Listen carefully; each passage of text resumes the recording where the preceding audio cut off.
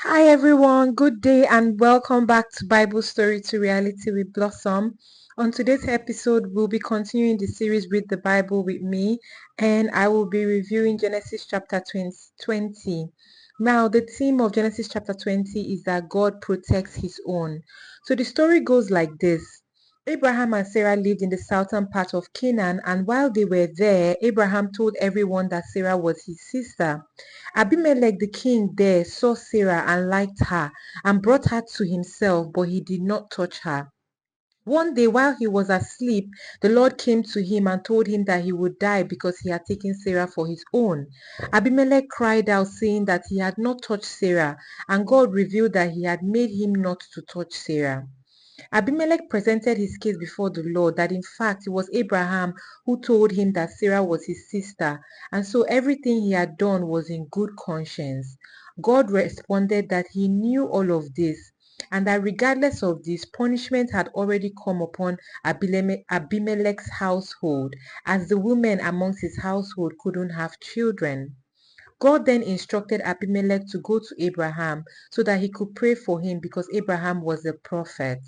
When Abimelech got to Abraham, he asked him why he had lied to him, and Abraham responded that truly Sarah was his sister, as they shared the same father but different mothers. To clear Sarah's name, Abimelech gave Abraham a lot of cattle and sheep and slaves. He gave him land and 1,000 pieces of silver as proof that Sarah was still innocent. And so this story showcases the protective power of God. First and foremost, the greatest mistake here was Abraham lying. Now, Abraham, we know God loved Abraham. Abraham walked with God, but he came to a new land and he lied to the king or to the people there that Sarah was his sister. And then this then made the king take Sarah in for his own. And then, while the king had Sarah in for his own, God then came and told the king that he was going to die for doing this. This showcases a different character of God. Abraham had lied. Why would God now still be protecting Sarah? It just shows us that the protective power of God over his people is everlasting. It doesn't matter if we've fallen into sin, God is faithful even in your unfaithfulness. Now, the story showcases the protective power of God. First, he caused Abimelech not to touch Sarah. That's the first thing, that, you know, God did for them. Regardless of Abimelech taking Sarah in, he didn't touch him. He preserved Sarah's dignity. Look at God, being concerned about the minute details of Sarah's life. Now, the second thing is that he still ensured that Abimelech was free of the punishment of death only when he went to Abraham to be prayed for.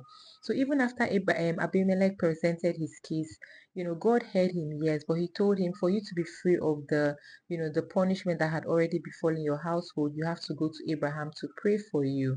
So, this showcases God to be so loving and kind to his own people, to people that walk with him, to people that love him, to people that know him.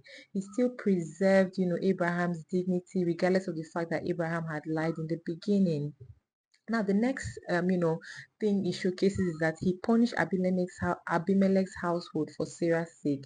The Bible records that the women in Abimelech's household could not have children just because of what Abimelech had done. Now, it also showcases what happens in the camp of our enemies when God is fighting our battles. In modern times, a lot of times, believers want to fight for themselves, but this particular chapter is telling us, let God fight for you. He knows all. He knows the truth. He knows how to take care of his own, and he knows how to protect his own. Now, the final thing that this showcases is that no blame was given to Abraham and Sarah because they were his own, and his commitment to protect his people was everlasting.